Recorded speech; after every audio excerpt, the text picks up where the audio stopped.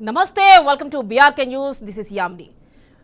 బొల్లం మల్లయ్య యాదవ్ తెలుగు రాజకీయాల్లో ఈ పేరు తెలియని వారు లేరంటే అతిశయోక్తి కాదు. ఓవైపు సేవా కార్యక్రమాలు చేస్తూనే రాజకీయాల్లోనే రాణించారు. కాంగ్రెస్ లో కార్యకర్త నుంచి నాయకుడిగా ఎదిగిన ఆయన అభిమానుల కోరిక మేరకు టీడీపీలో జాయిన్ అయ్యారు. స్వరాష్ట్రం ఏర్పాటుతో బీఆర్ఎస్ లో చేరి 2018లో ఎమ్మెల్యేగా గెలిచారు. అధినేత కేసీఆర్ వద్ద నుంచి మంచి మార్క్స్ కొట్టేసిన ఆయన కోదాడ నియోజకవర్గ అభివృద్ధికి తన వంతు కృషి చేశారు. కోదాడ గడ్డను గులాబీ పార్టీకి అడ్డాగా మార్చిన ఆయన గెలుపు ఓటములతో సంబంధం లేకుండా ప్రజలతో మమేకమవుతున్నారు.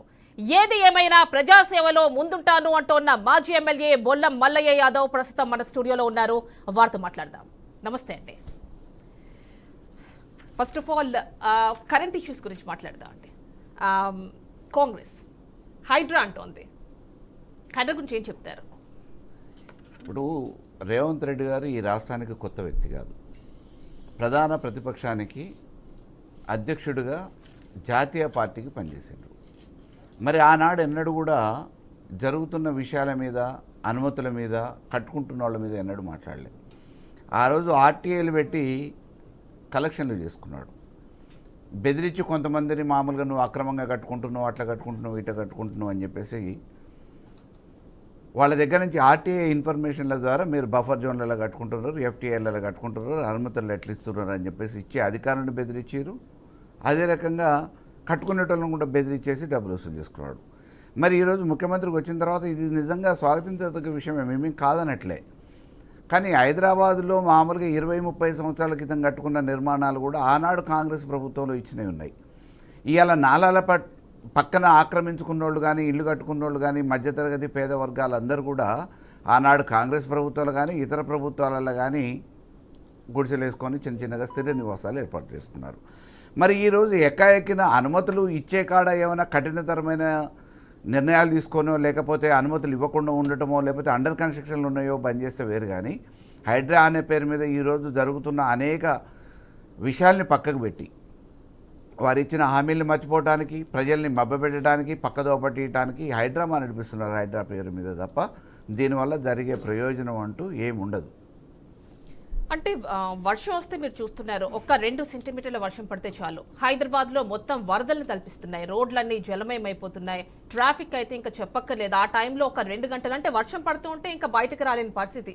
ఆఫీస్లో ఉన్న వాళ్ళు ఆఫీస్లోనే ఉండాలి, ఎక్కడ ఉన్న వాళ్ళు అక్కడే ఉండాలి. మరి ఈ నేపథ్యంలో ఎలాంటి చర్యలు తీసుకుంటే బాగుంటుంది మీ వైపు నుంచి చెప్పండి. అంటే హైదరాబాద్ ఈ రోజు కట్టింది కాదు, 400 సంవత్సరాల క్రితం కట్టిన హైదరాబాద్ని ఆ రోజు కొన్ని లక్షల మందికి సరిపోయే విధంగా ఏర్పాటు చేశారు. అదే ఈరోజు కోట్ల మందికి పెరిగిన తర్వాత కూడా ఉపయోగపడుతూ ఉంది. హైదరాబాద్ ఆనుకోనున్న నిజాంపేట లాంటి గ్రామ పంచాయతీలలో ఆ రోజు అడ్డగోలుగా కన్స్ట్రక్షన్లు చేశారు. అప్పుడున్న ప్రభుత్వాలు నోరు మెదపలే. ఒక్క టీఆర్ఎస్ ప్రభుత్వంలోనే జరిగిందా అని అంటే టీఆర్ఎస్ ప్రభుత్వానికంటే ముందు తెలుగుదేశం ప్రభుత్వంలో జరిగింది, అంతకుముందు కాంగ్రెస్ ప్రభుత్వంలో జరిగింది. ఇది నిరంతరంగా ఆనాటి నుంచి ఈనాడు జరుపుకుంటూ వస్తూ ఉంది. అది జరుగుతున్నప్పుడు మరి అధికారులు ఏం చేశారు, అప్పుడున్న ప్రభుత్వాలు ఏం చేసినాయి అని అంటే ఓట్ల కోసం మామూలుగా నోరు మూసుకొని ఉన్నాయి. ఈరోజు ఏకాఎకిన వాళ్ళందరి మీద దాడి చేసి కూలగొట్టేస్తామనంటే ఇబ్బందికరమైన పరిస్థితి ఉంటుంది. రీలొకేట్ చేయలేరు అంటారా? ఎందుకంటే ఇప్పుడు మనం చూస్తున్నాం, ఏవైతే నిజాం కాలం నుంచి ఉన్నటువంటి ఆ గొలుసుకట్టు చెరువులు వాటి యొక్క మొత్తం వాటి యొక్క వైశాల్యం కావచ్చు, విస్తీర్ణం కావచ్చు, అంతా తగ్గిపోతూ వచ్చింది. ఇప్పుడు మరి ఇంత తగ్గిపోతే వచ్చే వర్షం, పడే వర్షం ఎక్కడికి వెళ్ళిపోవాలి? అంటే చెరువులు కుదించుకుపోయినాయి. వాస్తవానికి ఆనవాళ్ళుగానే మిగిలినాయి. ఒకప్పుడు చెరువు ఉండేదట అని చెప్పి చెప్పుకునే పరిస్థితి. పాతకాలం నాటి మనుషులు ఈడ చెరువు ఉండేది అని చెప్పి చెప్తే ఈనాటి తరం వాళ్ళు అవునా అని చెప్పేసి ముక్కున వేలేసుకునే పరిస్థితికి కుదించుకుపోయినాయి. అట్లా వచ్చిన నీళ్ళని, వర్షపు నీళ్ళు కానీ, ఇతరత్ర డ్రైనేజ్ కానీ, పెరుగుతున్న జనాభాకు అనుగుణంగా ఉన్న నాళాలు కానీ ఇవన్నీ ఎక్కడ పోవాలో తెలియని పరిస్థితులలో ఆగమ్య గోచరంగా ఒకటి నుంచి ఒకటికి వచ్చి బ్లాకు, ఒకవైపు అంటే ఒక ప్లానింగ్ లేకుండా కట్టడం మూలానే ఈరోజు హైదరాబాద్ అంతా గందరగోళమైన పరిస్థితి. 10 నిమిషాలలో వర్షం రాగానే మొత్తం నిండిపోయి ఇళ్లలోకి రావడంతో పాటు కొంతమంది కొట్టుకుపోయే దుస్థితి కూడా వచ్చింది. దీన్ని నివారించాల్సిన బాధ్యత ఉంది, కానీ దానికి ఒక ప్రణాళిక ఉండాలి.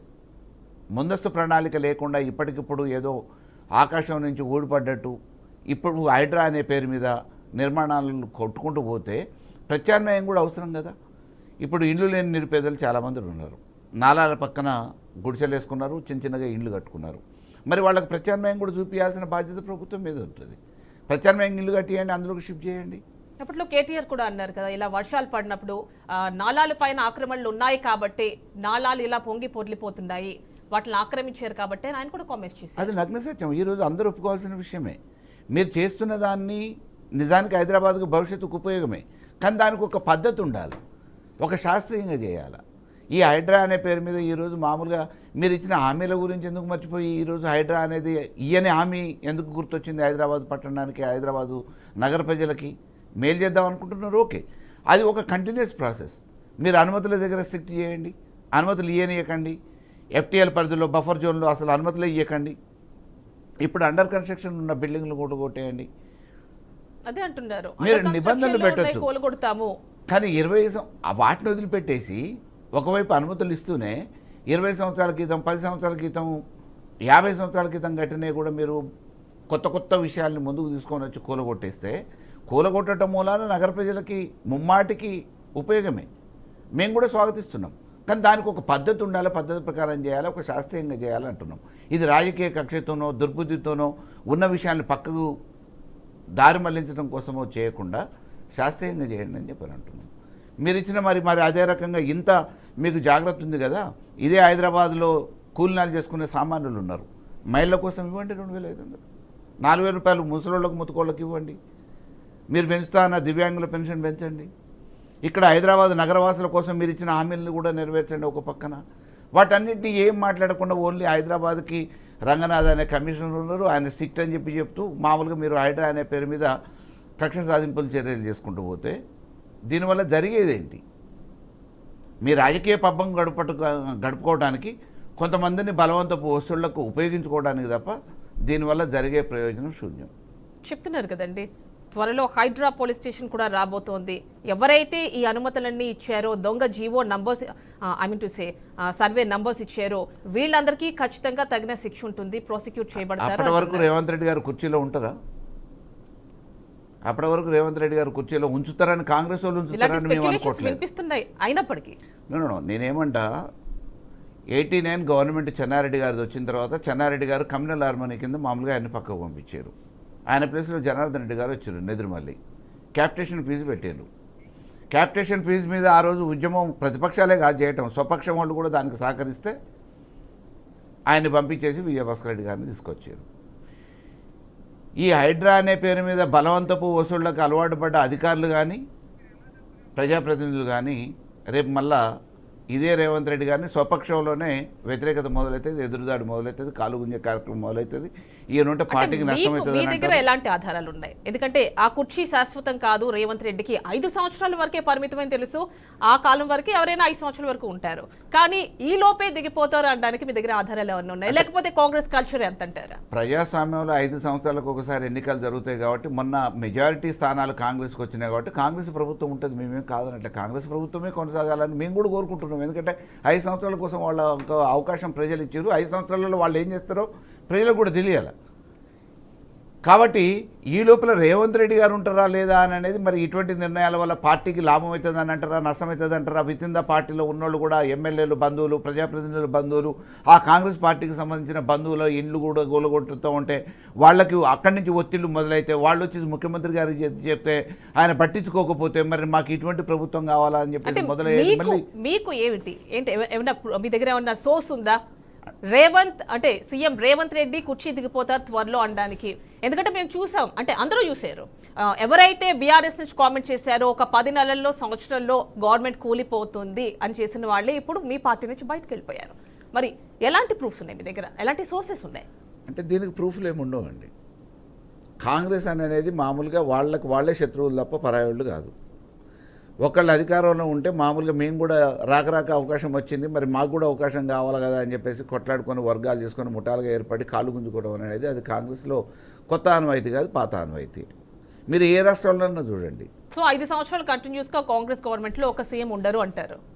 డెఫినెట్గా గతంలో కూడా లేదు కదా ఆ సంస్కృతి, రేపు ముందు కూడా కొనసాగదు. అది కాంగ్రెస్ అంటేనే ముఖ్యమంత్రులు మారుతూ ఉంటారు, అది కామన్గా. కాకపోతే ఇక్కడ ఇప్పుడు కరెంట్ మనం చూసుకున్నట్లయితే కవిత బయటకు వచ్చారు.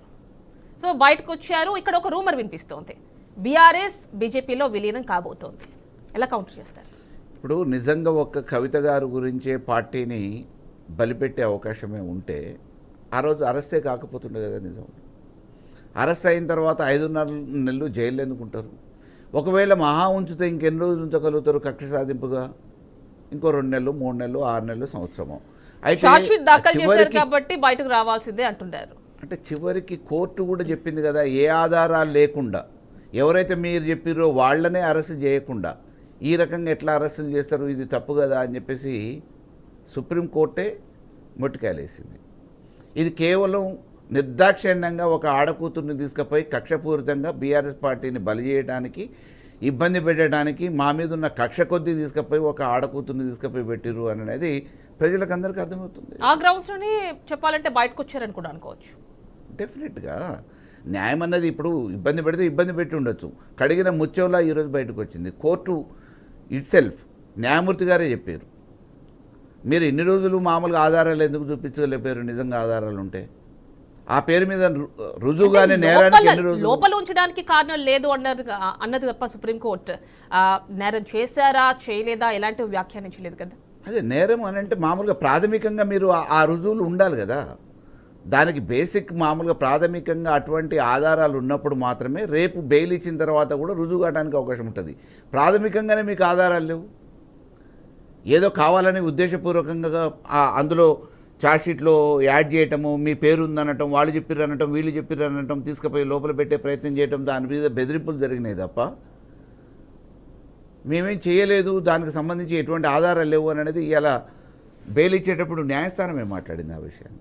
వెళ్ళారా? ఫామ్ హౌస్లోనే ఉంటాను, తండ్రితోనే ఉంటా 10 రోజులు అన్నారు కదా కవిత, మీరు వెళ్ళి కలిసి వచ్చారా? సహజంగా సున్నితమైన మనస్తత్వం. 5.5 నెలల పాటు జైల్లో ఉంచారు. తల్లిదండ్రులతో ఉండాలని చెప్పేసి కూతురు కోరుకుంటుంది. తల్లిదండ్రులు కూడా ఒక బిడ్డగా వారమో 10 రోజుల్లో కలిసి ఉండాలని చెప్పేసి అని అనుకుంటారు కదా. విశ్రాంతి అవసరం డెఫినెట్గా. ఇక మీ నియోజకవర్గం కోదాడ విషయానికి వస్తే, అసలు కోదాడ అంటే మీరంటే కోదాడ అన్న ఒక టాక్ ఉంది, అది వాస్తవమే. అయినప్పటికీ కోదాడ నియోజకవర్గానికి మీరేం చేశారు అంటే ఏం చెప్తారు? ఎందుకంటే లాస్ట్ చివరి భూమి వరకు కూడా నేను నీరిస్తాను, వచ్చేలా చేస్తాను అన్నారు. అది నిలబెట్టుకున్నారా? 100% అండి. ఎందుకంటే నేను కోదాడుకి శాసనసభ్యుడు కావటానికంటే ముందు గ్రామాలల్లో సిమెంటు రోడ్లు లేక మట్టి రోడ్ల మీద బురద గుంటలు మయమై వర్షాకాలం వస్తే ఇబ్బంది పడ్డ రోజుల నుంచి ఈరోజు వేద్దామంటే సిమెంట్ రోడ్డు వేద్దామంటే జాగా లేకుండా అన్ని గ్రామాలలో 100% రోడ్లు వేయగలిగినాం. న్యాయంలోనే ప్రతి గ్రామానికి ఒక వైకుంఠధామం, అది ప్రభుత్వ పరంగా కేసీఆర్ గారి వల్ల వచ్చిన న్యాయంలోనే జరిగింది. 100 పడకల ఆసుపత్రిని చేయగలిగినాం.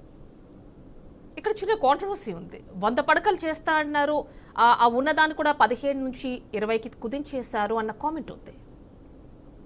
అది రాంగ్. మామూలు కావాలని కొంతమంది మాట్లాడారు. ఇప్పుడు 100 బెడెడ్ హాస్పిటల్గా అప్గ్రేడ్ చేస్తూ దానికి సంబంధించిన ఫండ్స్ని కూడా అలొకేట్ చేసి జీవో తీసుకొచ్చినాం. దానికి పూర్తి స్థాయిలో రేపటి భవిష్యత్తులో డాక్టర్లకు కానీ స్టాఫ్కి కానీ ఉండటానికి ఆమోదయోగ్యంగా నివాస గృహాలు కూడా ఏర్పాటు చేయాలి. కాబట్టి ఒక 5 ఎకరాల స్థలాన్ని కేటాయిస్తే బాగుంటుందని చెప్పేసి బయట ఎక్కడన్నా చూసే పనిలో కొంత ఆలస్యం చేసినాం. 5 ఎకరాల స్థలం ఉంటే రేపటి భవిష్యత్తు అవసరాలకు కూడా మళ్ళీ ఉపయోగపడుతుందనే ఉద్దేశంతో 15 పడకలకో 20 పడకలకో కుదించాల్సిన అవసరం లేదు. న్యాయంలోనే డయాలసిస్ సెంటర్ వచ్చింది. ఇదే ఉత్తమ్ కుమార్ రెడ్డి గారు కోదాడుకి ప్రాతినిధ్యం వహించి కోదాడు శాసనసభ్యుడిగా ఎన్నికై రాజకీయ జీవితం ప్రారంభించిన ఆయన హుజూర్నగర్ పారిపోయినా కోదాడుకి ఈరోజు మామూలుగా కోర్టు భవనాన్ని మంజూరు చేయగలిగినాం. ఆడ కోట్ల విలువైన భూమిని అదే కోర్టు ఆవరణలో ఎన్ఎస్పి ల్యాండ్ని అలొకేట్ చేయగలిగినాం. దానికి సంబంధించిన అదనపు కోట్లను కూడా తీసుకొచ్చినాం ఇవాళ. మరి ఇరిగేషన్ విషయంలో ఏం చేశారు? చెక్ డ్యామ్లు అన్నారు, లిఫ్ట్ ఇరిగేషన్ అన్నారు, ఇలాంటివన్నీ ఏమయ్యాయి? సరే, నేనేదో మామూలుగా మీ ముందు టీవీలో ముందు చెప్పటం కాదు. నేను 5 సంవత్సరాలుగా ఉన్నప్పుడు నీళ్లు ఏ రకంగా వచ్చినాయి, ఎన్ని ప్రాంతాలు కవర్ అయినాయి, చివరి భూముల వరకు కూడా అంతకుముందు వ్యవసాయం చేయని బీడు భూములుగా ఉండి గుట్టలు రాళ్ళు రప్పలు ఉన్న వాటిని కూడా సదును చేసి ఎన్నిటిని మామూలుగా సాగు చేసిందని అనేది కోదాడు ప్రజలకు తెలుసు. డెఫినెట్గా చివరి భూముల వరకు నీళ్ళు ఇచ్చినాం. అదే రకంగా నడిగూడెం మోతే మునగాల మండలంలో ఎస్ఆర్ఎస్పి ద్వారా చెరువులు నింపి నీళ్ళిస్తే అప్పటి వరకు వర్షాకాల పంట మీదనే ఆధారపడి వ్యవసాయం చేసిన రైతులందరూ 2 పంటలతో పాటు 3వ పంట కూడా వేసుకున్నారు. మండు వేసవిలో కూడా. కానీ కాళేశ్వరం ప్రాజెక్ట్ ఎస్ఆర్ఎస్పి క్రింద మీరు అన్నట్టుగా పూర్తి స్థాయిలో ఇవ్వలేదు అన్న కామెంట్స్ కూడా ఉన్నాయి. మరి మా మండలాల్లో పంటలు ఎట్లా పండినాయి? పూర్తిగా అంతకుముందు ఇవ్వలేకపోయారు పడలే కదా. అంటున్నారు. నువ్వు అంతకుముందు మామూలుగా అక్కడ పంటలు పండలేదు కదా. వర్షాధారితంగా వర్షాకాలంలో వేసే శనగ, కంది, మిర్చి, పత్తి లాంటి పంటలు తప్ప బావుల కింద ఎన్నో 6 ఎకరం 7 ఎకరం వరేయటం తప్ప వ్యవసాయమే కానీ మోతే మునగాల కొన్ని గ్రామాల నడిగూడెం మండలాల్లో ఈరోజు సంపూర్ణంగా ఉన్న వందలాది ఎకరాలు కలిగట్టి ఎట్లా చేసారు? ధాన్యం ఎట్లా పండింది? అది ఎస్ఆర్ఎస్పి నీళ్ళే కదా. కాకపోతే మీరు అన్నట్టుగా పూర్తి స్థాయిలో ఇవ్వలేకపోయారు అంటున్నారండి. రైతులు చెప్పాలన్నమాట. ప్రతిపక్షాలు ఏదో చెప్పడం కాదు, రైతులు చెప్తే బాగుంటుంది. అంటే మీరు ఒక కామెంట్ చేస్తూ ఉంటారు, ఏదైతే విమర్శకి దూషణకి డిఫరెన్స్ ఉంది అని. సో మరి అలాంటి విమర్శకి దూషణకి డిఫరెన్స్ లేకుండా ఉండేది కాంగ్రెస్ పార్టీలోనే అన్నారు. మరి మీరు వచ్చింది ఆ పార్టీలో నుంచే, ఇప్పుడు ప్రస్తుతం ప్రెసెంట్ గవర్నమెంట్ కూడా అదే పార్టీ. ఏమంటారు అసలు? అంటే వ్యవస్థ ఎప్పుడు కూడా వ్యవస్థను తప్పుపట్టలేం. పార్టీ అనేది ఒక వ్యవస్థ. పార్టీ నిర్మాణాన్ని తప్పుపట్టలేం. పార్టీలో ఉన్న వ్యక్తుల ప్రభావాల వల్ల కొన్ని నిర్ణయాలు మారుతూ ఉంటాయి, కొంతమంది ఇబ్బంది పడుతూ ఉంటారు. ఈరోజు నేను కాంగ్రెస్ పార్టీ మీద కోపంతోనో ఆ రోజు నాకు కాంగ్రెస్ పార్టీ నష్టం చేసిందనో రాలేదు. కాంగ్రెస్ పార్టీలో ఉన్న కొంతమంది స్వార్థ నాయకుల ఫలితంగా వాళ్ళు కక్షపూరితంగా నా మీద చేసిన అరాచకాలకు నేను బయటికి రావాల్సి వచ్చింది. ఈరోజు కాంగ్రెస్ బాగా చేయలేదు అని చెప్పేసి నేను ఎప్పుడు చెప్పలేదు, ఏ పార్టీ కూడా బాగా చేయలేదని చెప్పలేము. తెలుగుదేశం ఆవిర్భవించింది. తెలుగుదేశం వచ్చిన తర్వాతనే తెలంగాణకు ఒక రకంగా స్వాతంత్రం వచ్చింది, బలహీన వర్గాలకు చేయూతనిచ్చింది. అదే రకంగా బీఆర్ఎస్ వచ్చింది. బీఆర్ఎస్ రావడానికంటే ముందు మామూలుగా ఈ నీళ్లు లేవు, ధాన్యం లేదు, నీళ్లు నిధులు నియామకాలు, ఇదే మెయిన్ స్లోగన్. ఎన్నడన్నా తెలంగాణలో 40 లక్షల రూపాయలకు భూమి రిమోట్ ఏరియాలో అమ్మిరండి. కనీసం పెళ్లికో పేరెంటానికో చదువుల కోసం పిల్లల కోసమో భూమి అమ్మాలంటే కొనే నాదుడు లేడు.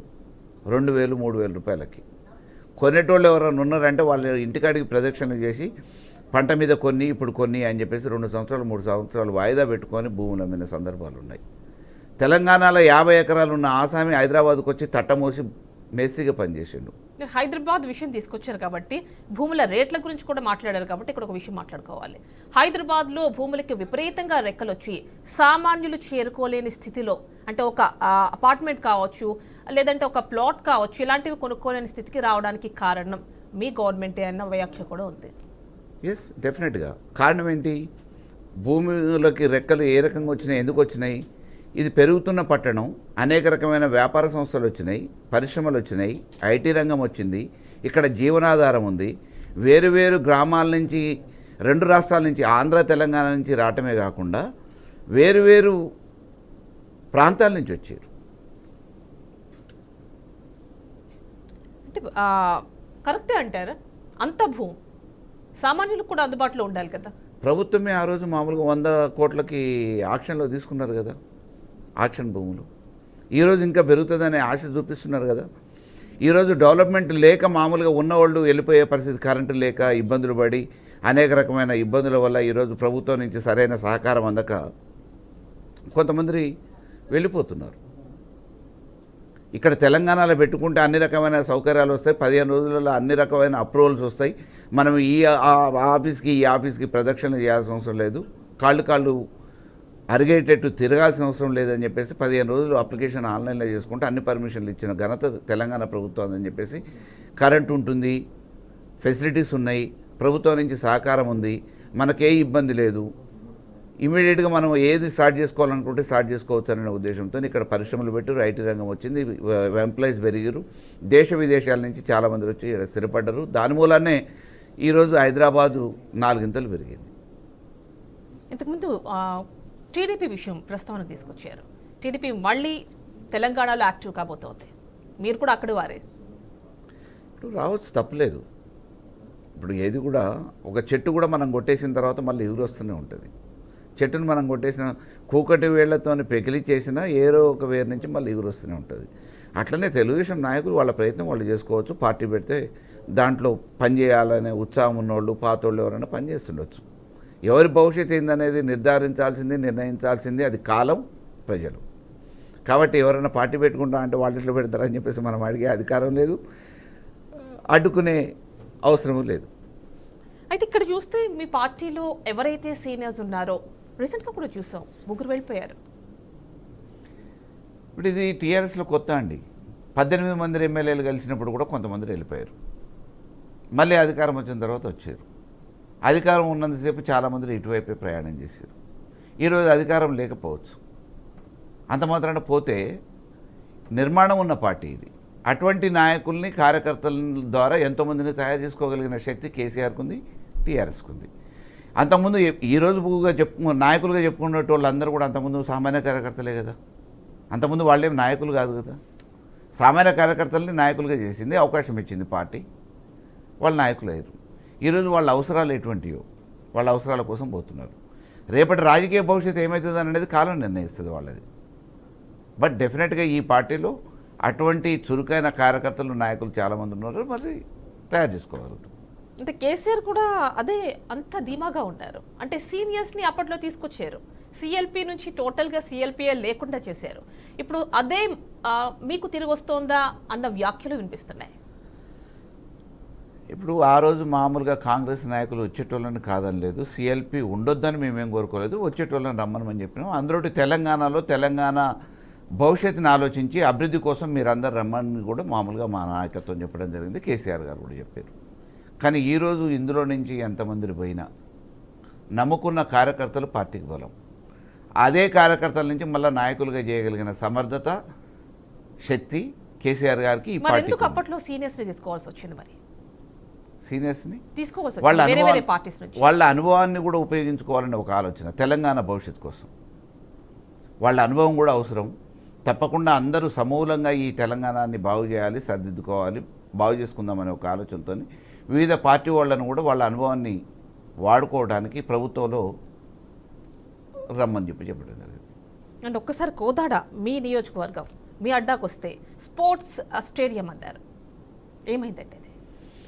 యాక్చువల్గా అంటే మినీ స్టేడియం ప్రతి కాన్స్టిట్యున్సీకి ఒకటి శాంక్షన్ అయింది.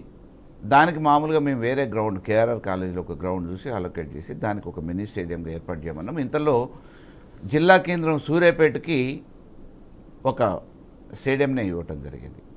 అంటే టోటల్గా మనకి హకీంపేట ఏ రకంగా గచ్చిబౌలిలో ఉందో ఆ రకంగా మినీ స్టేడియంనే ఏర్పాటు చేశారు. అయితే జిల్లా కేంద్రానికి కూడా దగ్గరగా అన్ని నియోజకవర్గాలకి సూర్యాపేట కూడా దగ్గర ఉంది కాబట్టి ఇక్కడున్న క్రీడాకారులు కూడా అక్కడ అన్ని రకాలుగా అకామిడేట్ అవుతారనే ఉద్దేశంతో మళ్ళీ కొంచెం జాప్యం జరిగింది. కానీ డెఫినెట్గా అక్కడ క్రీడాకారులు ఉన్నారు, ప్రోత్సహించాల్సిన అవసరం ఉంది. డెఫినెట్గా ఇంకో టర్మ్లోనే తీసుకొస్తాం. అంటే ఇక్కడ మనం చూస్తే బీసీలకి పట్టం కట్టడం, బీసీ రిజర్వేషన్, బీసీ డిక్లరేషన్ పేరు ఏదైనప్పటికీ కూడా ఇలాంటివి వినిపిస్తున్నాయి. మీరేమంటారు? నిజంగా కాంగ్రెస్ పార్టీకి చిత్తశుద్ధి ఉంటే రిజర్వేషన్ తీసుకురావడానికి ప్రయత్నం చేయండి. రాజ్యాంగపరంగా చట్టబద్ధత కల్పించాల్సిన బాధ్యత పార్టీలకి, ప్రభుత్వాలకి ఉంది. కానీ మీ దగ్గర అవకాశం ఉన్నంత మేరకు మీరు చేయొచ్చు కదా. బీసీలకి మీ పార్టీలో పనిచేసే నాయకులకు ఎంతమందికి టికెట్లు ఇచ్చారు, మీ పార్టీలో పనిచేసే ఎంతమంది నాయకులకి చైర్మన్ హోదా అవకాశం కలగజేసారు. ఈరోజు అధికారం వచ్చిన తర్వాత రిక్రూట్ అయ్యే అన్ని కార్పొరేషన్స్లలో ఎవరో పడుతున్నారు? మరి పనిచేసిన బీసీలు ఉన్నారు కదా. అయాల మీ పార్టీ అధికారంలోకి రావడానికి పనిచేసిన బీసీలను విస్మరిస్తున్నారు కదా. ఇవాళ బీసీ రిజర్వేషన్ల పేరు మీద కాలయాపన చేసి పబ్బం గడుపుకునే ప్రయత్నం చేస్తున్నారు తప్ప దీంట్లో వాళ్ళకి చిత్తశుద్ధి లేదు. అంటే ఇక్కడ బీఆర్ఎస్లో రూమర్స్ చాలా ఎక్కువగా వినిపిస్తున్నాయంటే, రకరకాల రూమర్స్, ఎలా ఖండిస్తారు? ఇప్పుడు మేమే ప్రధాన శత్రువుగా కంట్లో నలుసులక తయారైనాం కాబట్టి మమ్మల్ని ఏదో రకంగా విచ్ఛిన్నం చేయాలనే ఒక ఆలోచన ప్రత్యర్థి పార్టీలకి, అటు బీజేపీ జాతీయ పార్టీకి కానీ ఇటు కాంగ్రెస్ జాతీయ పార్టీకి కానీ జరుగుతూ ఉంది. కానీ వాళ్ళు ఎంతమంది ఎన్ని కలలు కన్నా చిరస్థాయిగా ఈ బీఆర్ఎస్ అనేది ఈ రాష్ట్ర ప్రజలు ఎప్పుడు మర్చిపోలేరు. వాళ్ళ హృదయాల్లో సుస్థిర స్థానాన్ని ఏర్పాటు చేసుకుంది. డెఫినెట్గా ఈ ప్రభుత్వం చేసిన పథకాలు కానీ అభివృద్ధి కానీ ప్రజలు ఏ కోశాన మర్చిపోలేరు. మొన్న ఏదో క్షణికావేశం అంటమా ఏమరపడుతున్నా కాంగ్రెస్ అధికారంలోకి వచ్చింది. దాని ఫలితాలు ఏంది అని అనేది చూస్తే ఈరోజు గ్రామాలలో ప్రజలు చిత్కరించుకుంటున్నారు. అంటే అసెంబ్లీ ఎలక్షన్స్కి పార్లమెంట్ ఎలక్షన్స్కి మధ్యలో చాలా కొంత గ్యాప్ అయితే ఉంది. మరి ఈ గ్యాప్లో అంత రెవల్యూషన్ గవర్నమెంట్ పైన వచ్చినట్లయితే మరి ఇక్కడ రిఫ్లెక్ట్ అవ్వాలి కదా. ఇప్పుడు మనం చూసుకుంటేనండి ఇందాక మనం అనుకున్నట్టు అసెంబ్లీ ఎలక్షన్స్కి పార్లమెంట్ ఎలక్షన్స్కి చాలా గ్యాప్ ఉంది. అంటే I mean to say December and ఇది చూస్తే ఆల్మోస్ట్ చాలా ఒక 5-6 months గ్యాప్ ఉంది. సో మరి ఎందుకు ఆ ప్రభావం ఇక్కడ కనిపించలేకపోయింది? యాంటీ గవర్నెన్స్ మీద ఉన్నటువంటి ఆ ప్రభావం మీరు అన్నట్టు ప్రభుత్వ వ్యతిరేకత ఉంటే కనిపించాలి కదా ఇక్కడ. అంటే ప్రభుత్వం వచ్చి కొద్ది నెలల్లోనే పార్లమెంట్ ఎన్నికలు వచ్చిన తర్వాత గ్రామాలలో పార్లమెంట్ ఎన్నికలకు అనుకూలంగా ఓట్లేస్తే వాళ్ళు ఇచ్చిన హామీలు నెరవేర్చే విషయాలలో ఏమైనా ఇబ్బందులు పెడతారేమో అనే ఒక భావన కూడా గ్రామాలలో ప్రజలలో ఉంది. వచ్చే పథకాలు ఆ పథకాలు అమలు చేసేటప్పుడు ఏమైనా ఇబ్బందులు, మళ్ళీ వాళ్ళు నాయకత్వం మేము ఓటు వేయలేదు అది ఇది అని చెప్పేసి ఏమైనా ఇబ్బంది పెడతారనే ఒక భావనతో కూడా సరే ఎట్లా చేసినాం కదా కాంగ్రెస్ అధికారంలో ఉంది రాష్ట్ర ప్రభుత్వం, వాళ్ళ పథకాలు అమలు చేస్తే బెనిఫిషియర్స్ మేము మళ్ళీ ఇబ్బంది పడొద్దు అనే ఒక భావన కూడా వాళ్ళతో ఉండటంతో పార్లమెంట్లో మాకు కొంత నష్టం జరిగిన మాట వాస్తవం. అంటే మీరు అన్నట్టుగా వ్యతిరేకత ఉంటే కనిపించాలి కదా, అసలు మీకు ఒక్క సీట్ కూడా గెలుచుకోలేకపోయారు. అంటే ఓట్ల శాతం అనేది మామూలుగా మీరు చూడాలి, కానీ సీట్లు అని అంటే మామూలుగా అసెంబ్లీలో ఎంత తేడా వచ్చింది? 1.5-2% వచ్చింది. సో ఈ రకంగా మామూలుగా పార్లమెంట్ కాడికి వచ్చేటప్పటికి ఒకటి ఇది రాష్ట్రానికి సంబంధించిన ఎన్నికలు కావు, దేశానికి సంబంధించిన ఎన్నికలు కాబట్టి కాంగ్రెస్ వర్సెస్ బీజేపీ జాతీయ పార్టీగా అటువైపు కొంతమందిని మొగ్గు చూపటం. అదే రకంగా గ్రామీణ వాతావరణానికి కాడికి వచ్చేటప్పటికి మాత్రం అధికారం ఉన్న పార్టీకి వ్యతిరేకంగా ఓటేస్తే మళ్ళీ రేపు కొద్దిగా ఇబ్బందులు ఉంటాయేమో, పథకాల దగ్గర ఎక్కడైనా ఇబ్బంది జరుగుతుందేమో అనే ఒక భావంతో వేసింది తప్ప ఇక్కడ ఏదో బీఆర్ఎస్ని పక్కకు పెట్టడానికో నిర్లక్ష్యం చేయడానికో కాదనేది మాత్రం ముమ్మాటికి వాస్తవం. అయితే అదే సమయంలో కవిత అరెస్ట్ ఏమైనా ప్రభావం చూపించిందంటారా? ఆ ప్రభావం ఏముండదు, కాకపోతే ఏంటంటే మీకు ఒక రకంగా సానుభూతి ఓట్లు కూడా రావాలి. ఏమైందంటే ఎందుకు రాలేకపోయాయి? అంటే ఈ పార్లమెంట్ ఎన్నికల వరకు జాతీయ పార్టీల వైపే దృష్టి మళ్లించడం జరిగింది ప్రజలు, అది మాత్రం క్లియర్గా చెప్పగలుగుతాం. ఎందుకంటే ఇది రాష్ట్రంలో ఒకవేళ గెలిచినా కానీ జరిగేది ఏం లేదు, ప్రభుత్వంలో ఎవరు ఉంటారు, ప్రతిపక్షంలో ప్రధాన ప్రతిపక్షంలో ఎవరు ఉంటారు అనేది వాళ్ళు ప్రధానంగా ఆలోచించిన విషయాలు ఉన్నాయి. కాబట్టి గతంలో కూడా మామూలుగా ఎప్పుడు ఎన్నికలు జరిగినా ఆ ఎన్నికలు జరిగినప్పుడు కూడా రాష్ట్రంలో ప్రాంతీయ పార్టీకి ఒక రకమైన అనుకూల వాతావరణమును, జాతీయ స్థాయిలో ఎన్నికలు జరిగే పార్లమెంట్ ఎన్నికలలో ఒక రకమైన ప్రతికూల వాతావరణాలు, సందర్భాలు, ఫలితాలు వచ్చిన సందర్భాలు కూడా ఉన్నాయి. కాబట్టి అది పార్లమెంట్ ఎన్నికల్ని మనం పెద్ద క్రైటీరియాగా తీసుకున్నాం. రేపు స్థానిక సంస్థల ఎన్నికలు జరుగుతాయి, గ్రామ పంచాయతీ ఎన్నికలు జరిగినప్పుడు స్థానిక సంస్థలలో ఏ రకంగా ఉంటుంది అనేది మీరే చూస్తారు అనుభవపూర్వకంగా. అయితే ఇప్పుడు ఎన్ని రోజుల తర్వాత, సుమారుగా ఒక 153 రోజుల జ్యుడిషియల్ కస్టడీ తర్వాత కవిత మొన్న బయటకు వచ్చారు. ఓకే, సో మరి ఏమిటి అంటే బీఆర్ఎస్ బీజేపీ కలిసిపోతున్నాయి అనే ఒక రూమర్ బయట తిరుగుతున్న నేపథ్యంలో ఆవిడ బయటకు రావడం ఎలా చూడాలి? ఇది మతిలేని భ్రమలేని వాళ్ళు చేసే కొన్ని ఆరోపణలు. అటు బండి సంజయ్ ఏమో కాంగ్రెస్లో అంటాడు, ఇటు రేవంత్ రెడ్డి ఏమో బీజేపీతో అంటాడు. రేవంత్ రెడ్డికి అంతర్గతంగా బీజేపీతో ఒప్పందం ఉందన్న విషయం బహిరంగ రహస్యం, అది అందరికీ తెలిసిందే. బడే బాయాన్ని సంబంధించడం నుంచి మొదలుపెట్టుకొని అనేక రకమైన అంశాలలో బహిర్గతమైంది కాంగ్రెసు బీజేపీ ఒప్పందం ఏందనేది. కానీ కేసీఆర్ లాంటి ఒక నాయకుడిని చూసిన తర్వాత, ఆయన ఉద్యమ నేపథ్యం చూసిన తర్వాత, వ్యక్తిగా ఈ రాష్ట్ర ప్రజలు దాదాపుగా ఇన్ని దశాబ్దాలుగా ఆయన నాయకత్వాన్ని చూసిన తర్వాత ఈ చిన్న ఒక్క విషయం గురించి రాజీపడి చేరుస్తాడు అని చెప్పేసి మతి లేని వాళ్ళు ఎవరో అంటే అది నమ్మే పరిస్థితులలో ప్రజలు లేరు అనేది ముమ్మాటికి వాస్తవం. అంటే ఇప్పుడు మనం చూసుకున్నట్టయితే రెండు కూడా మీరు చెప్పిన రెండు పార్టీలు నేషనల్ పార్టీసే, రెండు ఎలా ఒప్పందం కుదుర్చుకుంటాయంటారు? రెండు ఒప్పందం అంటే ఇప్పుడు కాంగ్రెస్లో ఉన్న ముఖ్యమంత్రిగా ఉన్న రేవంత్ రెడ్డి గారికి కూడా బీజేపీతో అవసరం ఉంది కదా. రేపేదైనా కాంగ్రెస్లో అటో ఇటో వర్గాలు తయారై ముఠాలు తయారై రేవంత్కు అటావో తెలంగాణకు బచావో అని అనేది ఎన్నో రోజులలో ఉండదు. రేవంత్కు అటావో కాంగ్రెస్కు బచావో అనే నినాదం ఆల్రెడీ ప్లే కార్డు రాసి రెడీ పెట్టుకున్నారు కాంగ్రెస్ నాయకులు కొంతమంది ప్రత్యర్థి వాళ్ళ వర్గం వాళ్ళే. అంటే వాళ్ళ మంత్రివర్గంలో ఉన్న వాళ్ళందరూ కూడా సీఎం స్థాయి వ్యక్తులు అని వాళ్ళకు వాళ్ళే చెప్పుకునే సందర్భం. పోటీ పడ్డారు కదా చాలామంది పోటీ పడ్డారు. మేమేం తక్కువ, మాకేం అర్హత లేదు, ఆయన వల్ల ఒక్కరి వల్లనే అధికారం రాలేదు, మేము కూడా పనిచేసినాం, మేము కూడా చేసింది చాలా ఉంది, మాకు కూడా అవకాశాలు ఇవ్వాలి ఈ కేటగిరీలో ఆ కేటగిరీలో అని చెప్పేసి కేటగిరీ వైజ్గా పోటీ పడ్డోళ్ళు ఉన్నారు. ముఖ్యమంత్రి లిస్టు అధిష్టానం దగ్గర ఉంది. మాకు ఎప్పుడు అవకాశం వస్తుందా, మళ్ళీ ఈ 5 సంవత్సరాల తర్వాత ఎట్లాగో మళ్ళీ గవర్నమెంట్ రాదు, 10 సంవత్సరాల గ్యాప్ తర్వాత వచ్చిన ఈ ఒక్క అవకాశాన్ని మేము అందరం కలిసికట్టుగానే కష్టపడ్డాం కాబట్టి మొదటిసారి అవకాశం రేవంత్ రెడ్డికి ఇచ్చిన, రెండో అవకాశం మాకు ఇవ్వాలి. ఇందులో ఈ టర్మ్లోనే చాలామంది ముఖ్యమంత్రిగా పోటీ పడ్డోళ్ళకి అందరికీ అవకాశాలు రావాలని చెప్పేసి వాళ్ళందరూ కూడా సమకాలికులుగా చెప్పుకునే వాళ్ళందరూ పోటీ పడుతూనే ఉన్నారు. డెఫినెట్గా రేపు జరగబోయేది అదే. ఓకేనండి, వాళ్ళు మంత్రివర్గం వాళ్ళల్లో వాళ్ళకే పొత్తు లేదు అంటారు, ఎవరి మటుకు వాళ్ళు సీఎం చైర్ కోసం పోటీ పడుతున్నారు అనుకోవచ్చు. ఒకవేళ మీరు మీ పార్టీ నుంచి ఒకవేళ కూల్చాలి అన్న ఉద్దేశం మీకుంటే, గతంలో మీ పార్టీలో అప్పట్లో ఉన్న వాళ్ళు చెప్పినట్టుగా మీరు బీజేపీతో కలవడానికి రెడీగా ఉన్నారా? అసలు మాకు ప్రభుత్వంలోకి రావాలనే ఆలోచన కానీ, మేము ప్రభుత్వం వేరే వాళ్ళది పడిపోవాలనే ఆలోచన కానీ మాకు లేదు. మాకు అవసరం అంతకంటే లేదు. 5 సంవత్సరాల కోసం ఈ ప్రభుత్వాన్ని అవకాశం ప్రజలు ఇచ్చారు. ఈ 5 సంవత్సరాలలో మాకు ఎవరున్నా పర్వాలేదు, 5 సంవత్సరాలు ప్రతిపక్ష పాత్రను పోషిస్తాం, ప్రజల మధ్యలో ఉంటాం, ఈ రాష్ట్రానికి కావాల్సిన సాధించే విషయంలో ఒక ప్రతిపక్షంగా మా వాణిని వినిపిస్తాం. రేపు రానున్న భవిష్యత్తులో తప్పకుండా ఆ అభివృద్ధిని ఈ అభివృద్ధిని బేరీ చేసుకుంటారు కదా ప్రజలు కూడా.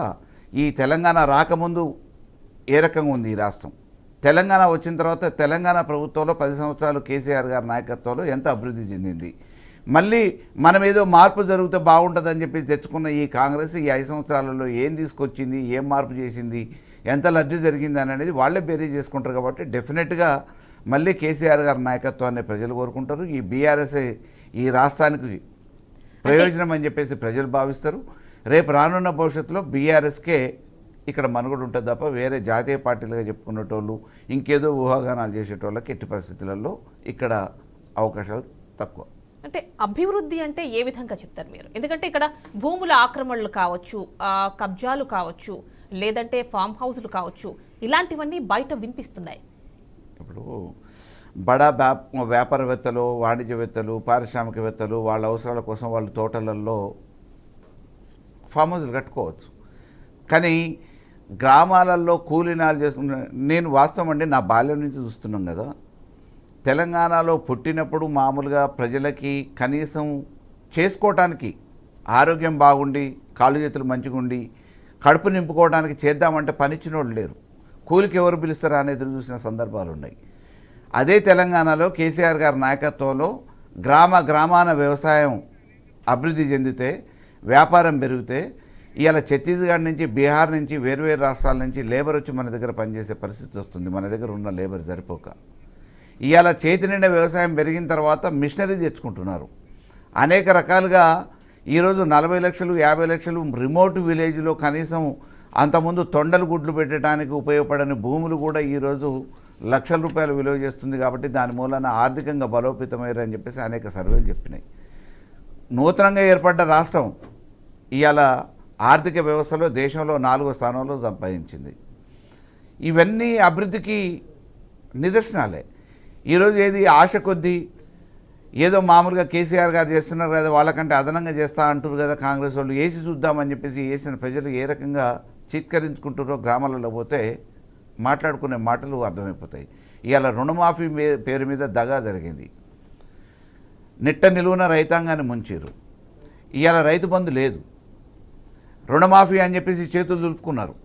కానీ సంవత్సరానికి ఎకరానికి 31,000 కోట్లు రుణమాఫీ చేస్తామంటున్నారు. అయితే వాళ్ళ మంత్రివర్గంలోనే కొంతమంది కొంత అవ్వలేదు అని కూడా చెప్తున్నారు, త్వరలో చేస్తూ ఉంటున్నారు. అయితే ప్రస్తుతం గ్రౌండ్ వర్క్ చేస్తున్నాం, వాళ్ళ ఇంటికే వెళ్ళి ఏంటి అన్ని వివరాలు చూస్తున్నాం అని చెప్తున్నారు కదా. ఒకళ్ళు మాట్లాడిన దానికి ఇంకొకళ్ళు మాట్లాడేదానికి అసలు పొంతం లేని సమాధానాలతో కాలం వెలుగుస్తూ ఉన్నారు. తుమ్మల నాగేశ్వరరావు వ్యవసాయ శాఖ మంత్రిగా ఒకటి మాట్లాడతాడు, ముఖ్యమంత్రి గారు ఒకటి మాట్లాడతారు, బట్టి గారు ఒకటి మాట్లాడతారు, ఉత్తమ్ కుమార్ రెడ్డి గారు ఒకటి మాట్లాడతారు. వీళ్ళు చెప్పే అంకెలకి, వీళ్ళు చెప్పే సమాధానాలకి, వీళ్ళు చెప్పే వివరాలకి ఎటువంటి పొంతన ఒకళ్ళకొకళ్ళకే లేదు.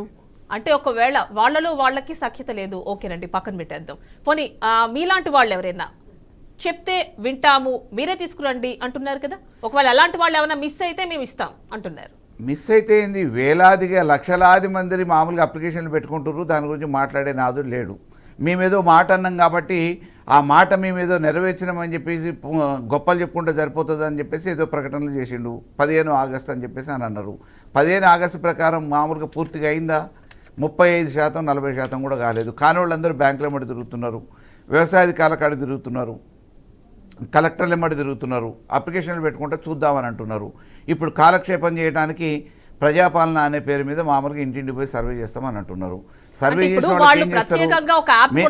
మేము ఏమంటున్నామంటే ఓకే, మీరు మామూలుగా రుణమాఫీ చేస్తారు, రుణమాఫీ చేసినామని అంటున్నారు, ఆ కాని వాళ్ళ వివరాలు సేకరిస్తామని అంటున్నారు. రైతు బంధుది ఏమైంది? రైతు బంధు మీరు ఎన్నికల హామీయే కదా. వ్యవసాయానికైతే ప్రతి సీజన్కి 6 నెలలకు ఒకసారి జరుగుతున్న ఖరీఫ్ రబీ సీజన్లకైతే వ్యవసాయ పెట్టుబడి కోసం ఇవ్వాలి కదా. మీరు అధికారంలోకి వచ్చిన తర్వాత ఇది 2వ పంట, రబీ అయిపోయింది, ఖరీఫ్ మొదలైంది. రబీకి ఎన్ని ఎకరాలకు వేసారు రైతు బంధు? 3 ఎకరాలకు మించి వేయలేదు. మరి ఈరోజు మామూలుగా ఎందుకు వేయట్లేదు రైతు బంధు? చాలా కసరత్తే చేశారు కదండి. కసరత్తు ఏం చేసినా అంటే అక్కడికక్కడ వెళ్ళారు, అందరు అభిప్రాయాలు సేకరించారు. 5 ఎకరాలకు మించి ఇవ్వాలా, లోపున్న వాళ్ళకి ఇవ్వాలా, ఇలాంటివన్నీ కూడా ఎందుకు భట్టి విక్రమార్క డిప్యూటీ సీఎం కూడా ఉపసంఘాల పేరు మీద ఈడ నిధులు లేక ఇయ్యలేక ఉపసంఘాల పేరు మీద కాలక్షేపం చేస్తే లాభం ఏంది ప్రజలకి? ఇప్పుడు రైతాంగానికి మీరు మేలు చేసేది ఎట్లా? బోనస్ ఎట్టిపోయింది? అంటే 500 బోనస్ ఎట్టిపోయింది? మీ టైంలో భూస్వాములకి లేదంటే ఎవరెవరికో విపరీతంగా ల్యాండ్ ఉన్న వాళ్ళకి ఇచ్చారు, ఇప్పుడు అవసరం ఉన్న వాళ్ళకి మాత్రమే ఇస్తాము. అవును, దాన్నే నిర్ధారించి మీరు పంట వేసుకునే సీజన్కి పెట్టుబడి కోసం చిన్నకారు సన్నకారు రైతులకు అందేటట్టు ఉపయోగపడేటట్టు ఇవ్వాలి కదా. ఓకే, మేము బీడున్న వాళ్ళకి ఇచ్చినాం, పెద్ద భూస్వాములకు ఇచ్చినాం, వాళ్ళు లబ్ధి పొందిరు. అందులో సగం మంది పైన మామూలుగా 70% మంది భూస్వాములంతా కాంగ్రెస్ వాళ్ళే కదా. కాంగ్రెస్ వాళ్ళే తీసుకురు కదా. మరి ఇవాళ భూస్వాములందరూ మామూలుగా గ్రామాలలో, తెలంగాణలో, పట్టణాలలో స్థిరపడి వ్యాపారాలు చేసి భూస్వాములుగా ఎదిగిన వాళ్ళందరూ ఆ సామాజిక వర్గానికి సంబంధించిన వాళ్ళు ఉన్నారు, అదే కాంగ్రెస్ నాయకులు ఉన్నారు. మరి వాళ్ళు ఎందుకు రిటర్న్ చేయలే? మా దగ్గర ఉత్తమ్ కుమార్ రెడ్డికి 600 ఎకరాల భూమి ఉంది, 600 ఎకరాలకి రైతు బంధు 10,000, 8,000 వచ్చినప్పుడు తీసుకున్నాడు, 10,000 రూపాయలు చొప్పున మామూలుగా 600 ఎకరాలకి. మరి మీరు అప్పట్లో ఎందుకు ఫోకస్ చేయలేకపోయారు ఈ అంశంపై? మేమేమంటున్నాము, వ్యవసాయ క్షేత్రాలుగా ఉన్న పట్టాదారు పాస్బుక్లు ఉన్న అందరికీ ఇవ్వాలని చెప్పేసి ఆ రోజు ప్రభుత్వ పరంగా ఇచ్చినాం. ఆ రోజు మామూలుగా మీరు అన్నారు, ఏందండి కేసీఆర్ జేబుల నుంచి ఇస్తున్నారా? ఇవాళ మీ జేబుల నుంచి ఇవ్వమంటున్నామా? మేమన్నా రేవంత్ రెడ్డి జేబుల నుంచి ఇవ్వమంటున్నామా? ఉత్తమ్ కుమార్ రెడ్డి జేబుల నుంచి ఇవ్వమంటున్నామా? ప్రభుత్వ సొమ్మే ఇవ్వమని అంటున్నాం, ప్రజాధనాన్ని. ఆ రోజు కేసీఆర్ గారు ఏ రకంగానైతే ముందస్తు జాగ్రత్తగా చిన్నకారు సన్నకారు రైతులకు పెట్టుబడి కోసం ఉపయోగపడుతుందనే ఉద్దేశంతో రైతు బంధు ఇచ్చారో అదే రకంగా ఈరోజు మీరు ఇవ్వండి. అంటే ఆ ఫ్లాస్ మీరు అప్పట్లో చూసుకోలేదా? భూస్వాములకి కూడా మీరు ఇచ్చే రైతు బంధు కావచ్చు, ఇలాంటివన్నీ వెళ్తున్నారు. మా ప్రభుత్వంలో పాలసీ ఒకటే, ఏంటి? పట్టాదారు పాస్బుక్ ఉన్న ప్రతి రైతుకి రైతు బంధు ఇవ్వాలి. ఎకరానికి 8,000 రూపాయల చొప్పున మొదటి విడతలో ఇచ్చినాం, 10,000 రూపాయల చొప్పున రెండో విడతలో ఇచ్చినాం. రేపు అధికారంలోకి వస్తే మామూలుగా దాన్ని 15,000 రూపాయల వరకు చేస్తామని చెప్పినాం. దాని ప్రకారం కట్టుబడి ఉన్నాం. మేము ఉన్నన్ని రోజులు అధికారంలో వ్యవసాయ సీజన్ మొదలయ్యే టైంకి ఆల్రెడీ అది రబీ కానివ్వండి, ఖరీఫ్ కానివ్వండి, రైతు బంధు వేసినాం అకౌంట్లల్లో. మేము వేసిన డబ్బులతోనే కదా 7,000 కోట్ల రూపాయలని కాంట్రాక్టర్లకి బిల్లులు చెల్లించారు, కానీ రైతు బంధు మాత్రం వేయలేదు. వ్యవసాయదారులకి కాంట్రాక్టర్లకు పర్సంటేజీలు తీసుకొని పార్లమెంట్ ఎన్నికలలో ఖర్చు పెట్టిరు ఆ పైసల్ని. 7,000 కోట్ల రూపాయలు మేము ఏదైతే రైతు బంధు కోసం రైతుల ప్రయోజనం కోసం ఉంచినామో ఆ పైసల్ని ఎన్నికలప్పుడు పంచనీయకుండా కోర్టు ద్వారా ఉత్తర్వులు తీసుకొచ్చి ఆపేసి ప్రభుత్వంలోకి వచ్చిన తర్వాత ఆ 7,000 కోట్ల రూపాయలని దేనికి మళ్లించారు అని అంటే కాంట్రాక్టర్ బిల్లుల చెల్లింపు కోసం పర్సంటేజీలు తీసుకొని ఆ తీసుకున్న పర్సంటేజీని పార్లమెంట్ ఎన్నికలలో ఖర్చు పెట్టడానికి వాడుకున్నారు, ఢిల్లీకి సంచులు పంపించడానికి వాడుకున్నారు. ఆ 7,000 కోట్ల రూపాయలు రైతులకు ఇవ్వచ్చు కదా, ఇవ్వలే కదా. రైతు బంధు కోసం కేటాయించినాయి కదా, ఇవ్వలే. ఈరోజు కూడా ఇవ్వట్లేదు. దానికి ఉపసంఘం అని చెప్పేసి కాలయాపన చేస్తున్నారు. ఈరోజు రైతు బంధు కంటే మామూలుగా ఉపసంఘాలు గుర్తొచ్చినాయి. మరి మహాలక్ష్మి పథకం ఎడిపోయింది, 2,500, 4,000 రూపాయలు పెన్షన్ ఎడిపోయింది. రాష్ట్ర ఆర్థిక పరిస్థితి బాగాలేదు, బలం పుంజుకున్నప్పుడు ఇవన్నీ కూడా కార్యాచరణ రూపంలో తీసుకొస్తాం, ఎన్నికలప్పుడు అమలు పరుస్తాం అంటున్నారు. ఎన్నికలప్పుడు హామీలు ఇచ్చేటప్పుడు తెలియదండి ఈ రాష్ట్ర ఎన్నికలప్పుడు లంక బిందులు ఉన్నాయి అనుకున్నామని. అనుకున్నామనంటే మీరు ఏమైనా విదేశాల నుంచి వచ్చిరా, అమెరికా నుంచి వచ్చిరా? You are bought and born of Telangana అని అంటున్నారు. ఈడ ఒక జాతీయ పార్టీకి అధ్యక్షుడు అంటున్నారు. రేపు అధికారంలో రావాలని కోరుకున్నారు. అధికారంలోకి రావడానికి అమలు కానీ హామీలు ఇచ్చారు. హామీలు ఇచ్చి మామూలుగా అధికారం వచ్చిన తర్వాత కుర్చీలో కూర్చున్న తర్వాత మేము అట్లా అనుకున్నాం, ఇట్లా అనుకున్నాం, లంకల బిందులు ఉన్నాయి అనుకున్నాం అంటే లంకల బిందులు ఉన్నాయి తోకోవడం పోవటానికి. ఆ రోజు ఏమన్నారు? రైతు రుణమాఫీ అప్పుడు నా కడుపు కట్టుకుంటే చాలు, 40,000 కోట్ల రూపాయలు ఒక్క సంవత్సరం నాదనగా నేను అనుకోకుండా తప్పు చేయకుండా నా కడుపు కట్టుకుంటే 40,000 కోట్ల రూపాయలని నేను ప్రజలకు ఇట్లా ఇచ్చేస్తానని అన్నాడు. ఇవ్వండి. అంటే మీరు ఈసారి రాలేకపోవడానికి, ఎలక్షన్స్లో గెలవలేకపోవడానికి, ఇటు స్టేట్లో కావచ్చు అటు సెంట్రల్లో కావచ్చు, ఎలాంటి సీట్స్ అంటే సెంట్రల్లో అసలు ఏమీ రాలేదు కదా, సో మరి ఏమిటి కారణం అనుకుంటున్నారు? అంటే రకరకాల ఇష్యూస్ తెరపైకి వచ్చాయి ఈ ఎలక్షన్స్ టైంలో. ప్రస్తుతం అయితే హైడ్రా అంటున్నారు, ఆ 111 జీవో కేటీఆర్ కోసమే వచ్చిందని కూడా అంటున్నారు, అండ్ చూస్తే ఫోన్ ట్యాపింగ్ వస్తోంది, ఇంకా గొర్రెల స్కామ్ అంటున్నారు. ఇవన్నీ తెరపైకి రావడమే ఓటమికి కారణం అనుకుంటున్నారు? ఇప్పుడు బోఫార్స్ కుంభకోణం నుంచి మొదలుపెట్టుకొని 2G స్కామ్ నుంచి మొదలుపెట్టుకొని A to Z కుంభకోణాలని ఈ దేశంలో జరిగినాయి. కాంగ్రెస్ మీద అవినీతి ఆరోపణలు ఉన్నాయి. ముఖ్యమంత్రి స్థాయిలో ఉన్నోళ్ళు, సెంట్రల్ మినిస్టర్ స్థాయిలో ఉన్నోళ్ళు జైలుకు పోయిన సంఘటనలు కూడా కాంగ్రెస్కు ఉన్నాయి. అవినీతి అనంటే కేర్ ఆఫ్ అడ్రస్ కాంగ్రెస్ అనేది ప్రజలకు అందరికీ తెలుసు. పార్టీని అడ్డం పెట్టుకొని చాలామంది చెట్టు పేరు చెప్పుకొని కాయలు అమ్ముకున్నట్టు వాళ్ళ ఇళ్ళని బాగు చేసుకొని పదవులను ఉపయోగించుకొని ప్రజాధనాన్ని దుర్వినియోగం చేసిన వాళ్ళు, సంపాదించుకొని మూటగట్టుకున్న వాళ్ళు కాంగ్రెస్ నాయకులు, కోకొలలు. అది 100 సంవత్సరాల చరిత్ర కలిగిన పార్టీ. కానీ మేము ఏమంటున్నామంటే, మీరు ఈరోజు అధికారంలోకి వచ్చింది ప్రజల్ని బాగు చేద్దామని, ఆ విషయాన్ని పక్కకు పెట్టి మీ జేబులు నింపుకునే ప్రయత్నంలో ఉన్నారు కదా. మీ జేబులు నింపుకోవటం ఆ ప్రయత్నాన్ని కొద్దిసేపు పక్కకు పెట్టి కనీసం వచ్చిన ఈ సంవత్సరం 2 సంవత్సరాలలోనైనా ప్రజల కోసం పనిచేయండి, మీరు ఇచ్చిన హామీలు నెరవేర్చండి అని చెప్పి అంటున్నాం మేము. అంటే ఇప్పుడు మనం చూస్తే అండి టీడీపీ వస్తుంది, అంటే యాక్టివ్ అవుతోంది. ఓకే. మీ పార్టీ నుంచి చాలా మంది వెళ్ళిపోతున్నారు. ఓకే. ఎక్కడికి వెళ్తున్నారంటే బీజేపీ ఆర్ కాంగ్రెస్ అంటున్నారు. ఇప్పుడు టీడీపీ రాబోతోంది. అక్కడి నుంచి వచ్చిన వాళ్ళు చాలా మంది బీఆర్ఎస్లో ఉన్నారు. ఏమిటండి, ఎందుకు మీరు కూడా ఉన్నారు? అట్లంటే మామూలుగా ఈ దేశంలో మొదలు పుట్టింది కాంగ్రెస్. కాంగ్రెస్ తర్వాత కమ్యూనిస్ట్ ఉంది. కమ్యూనిస్ట్ ఎన్నడూ అధికారంలోకి రాలేదు. కాంగ్రెస్ పార్టీలు ఎక్కడికక్కడ అధికారాన్ని అనుభవించిన వాళ్ళు ప్రాంతీయ పార్టీలు పెట్టి వేరువేరు పార్టీలని వేరువేరు రాష్ట్రాలలో స్థాపించారు. మన దగ్గర కూడా కాంగ్రెస్ పార్టీలో పనిచేసిన వాళ్ళు చాలామంది మామూలుగా అప్పుడు టీడీపీలో పెట్టినప్పుడు కూడా వచ్చారు. ఇదంతా వ్యవస్థలో మనుషులు అనేటి రావటం పోవటం ఇదంతా ఒక భాగం. కానీ ఒక వ్యవస్థగా పార్టీ ప్రారంభమైనప్పుడు ఆ పార్టీ మనుగడ కావాలంటే ప్రజలు ఆశీర్వదించాలి. ఆ క్రమంలో 9 నెలలు పెట్టిన పార్టీ టీడీపీని ఆ రోజు ఆశీర్వదించారు. ఆ రోజు పరిస్థితులు అవి వేరు. కానీ ఈరోజు మళ్ళీ తెలంగాణలో టీడీపీని ఆశీర్వదిస్తారా, ఆరాధిస్తారా, అభిమానిస్తారా లేదా అనేది కాలమే నిర్ణయిస్తుంది, ప్రజలు నిర్ణయిస్తారు. కాబట్టి ఈరోజు ఎవరు ఏ పార్టీ ఎవరు పెట్టుకున్నా కానీ వేరే దేశం వాళ్ళు కూడా వచ్చేసి ఇక్కడ మామూలుగా పార్టీ రిజిస్ట్రేషన్ చేసుకుంటున్నారు. ఎవరు కాదంటున్నారు? తప్పేముంది? అండ్ మీరు కోదాడలో ఎమ్మెల్యేగా ఉన్నప్పటికీ, అంటే 2018 నుంచి మొన్నటి వరకు, ఇప్పుడు ప్రెసెంట్ ఎలాంటి డిఫరెన్స్ చూస్తున్నారు మీరు? ప్రస్తుతం పద్మావతి ఉన్నారు కదా. ఉన్నారు. అప్పుడు హైదరాబాద్కే పరిమితమయ్యారు. ఇప్పుడు కూడా హైదరాబాద్ నుంచే పరిపాలన కొనసాగిస్తున్నారు. ప్రజలు ఆ విషయం తెలిసి కూడా ఓట్లేసారు. కాబట్టి వాళ్ళు కావాలనే కోరుకొని చేసినప్పుడు మేము కూడా దాని గురించి మాట్లాడేది ఏం లేదు కదా. ఇవాళ సంతకం కావాలంటే హైదరాబాద్ రావాల్సిందే. మరి మీరు నెక్స్ట్ మీరు వస్తే ఏం చేస్తారు? ప్రెసెంట్ ఎలాంటి కసరత్తు చేస్తున్నారు? మీ నియోజకవర్గాల్లో ఎలాంటి అభివృద్ధి కార్యక్రమాలు చేస్తారు నెక్స్ట్ మీరు వస్తే? ఇప్పుడు వ్యక్తిగతంగా ప్రస్తుతం ఉన్న శాసనసభ్యురాలు పనితీరు ఏంది అని అనేది ప్రజలు గమనిస్తూనే ఉన్నారు. గతంలో కూడా వారి పనితీరును చూశారు. నేను కూడా 20 సంవత్సరాలుగా ఒక కార్యకర్తగా రాజకీయ జీవితం ప్రారంభించి ఎమ్మెల్యే స్థాయికి ఎదిగి వాళ్ళ ఆశీర్వాదంతోనే నేను ఏ రకంగా పనిచేసినాను అనేది కూడా అనుభవపూర్వకంగా ఈ రెండింటిని బేరీ చేసే సమయం వస్తుంది కదా. తప్పకుండా బేరీ చేసినప్పుడు ఎవరు బెటర్గా పర్ఫామ్ చేస్తారు, ఎవరు అందుబాటులో ఉంటారు, ఎవరు పని చేయగలుగుతారు, ఎవరు సామాన్యులకు అండగా ఉంటారు, ఏ విషయం మీద ఎవరు ఎట్లా స్పందిస్తారు అనేది ఈ వ్యత్యాసాలన్నీ కూడా గమనించడానికి ఒక అవకాశమే కదా ఈ 5 సంవత్సరాల సమయం. డెఫినెట్గా ప్రజలు ఏ నిర్ణయం చేస్తే ఆ నిర్ణయాన్ని కట్టుబడి ఉండడానికి మేము సిద్ధం. ఒక రాజకీయ పార్టీగా బీఆర్ఎస్గా ఇంతకుముందు మీరు అన్నారు, ఎన్ని పార్టీలు వచ్చినా ఏమొచ్చినా అధికారం ఒకటే ముఖ్యం కాదు కదా.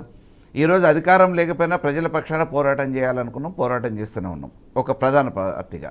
అదే రకంగా ఏ అధికారం లేకుండా ఒక్కడుగా అసలు ఎవరు ఊహించని పరిస్థితులలో తెలంగాణ వస్తుందా అని చెప్పేసి వేరు వాళ్ళు అని చెప్పి చర్చించుకుంటున్నప్పుడు కానీ, వేరే ప్రభుత్వాలు ఉన్నప్పుడు కానీ మొక్కవోని ధైర్యంతో 14 సంవత్సరాలు సుదీర్ఘ పోరాటం చేసి సాధించారు కేసీఆర్ గారు.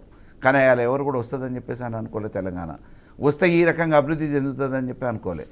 ఆ రోజు 0 నుంచి ఈ స్థాయికి వచ్చిన తర్వాత ఈరోజు తెలంగాణ సాధించి 10 సంవత్సరాలు పరిపాలించి ప్రభుత్వ ఫలాలను అందించి ఆ వ్యత్యాసాన్ని గమనించే ప్రజలు ఈ టీఆర్ఎస్ని గుండెలలో దాచుకుంటారు తప్పకుండా. ఓకేనండి. అంటే ఇప్పుడు కాంగ్రెస్ గవర్నమెంట్ ప్రెసెంట్ ఉంది, మీ గవర్నమెంట్ 10 సంవత్సరాలు ఉంది.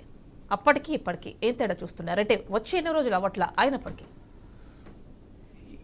ఈరోజు మామూలుగా మేము అన్నో పైసలు ఖర్చు పెట్టుకున్నాం. రేపటి భవిష్యత్తులో మళ్ళీ ఈ కాంగ్రెస్ అధికారంలో ఉండేది లేదు, సచ్చేది లేదు. ఉన్న ఈ దీపం ఉన్నప్పుడు ఇల్లు చక్క పెట్టుకున్నట్టు ఈ ఉన్న కొద్ది వ్యవధిలోనే మనం ఎట్లా ఆస్తులు సంపాదించుకోవాలి, పెంచుకోవాలనే ఆలోచనలో కాంగ్రెస్ నాయకులు ఉన్నారు. ఇది ముమ్మాటికి వాస్తవం.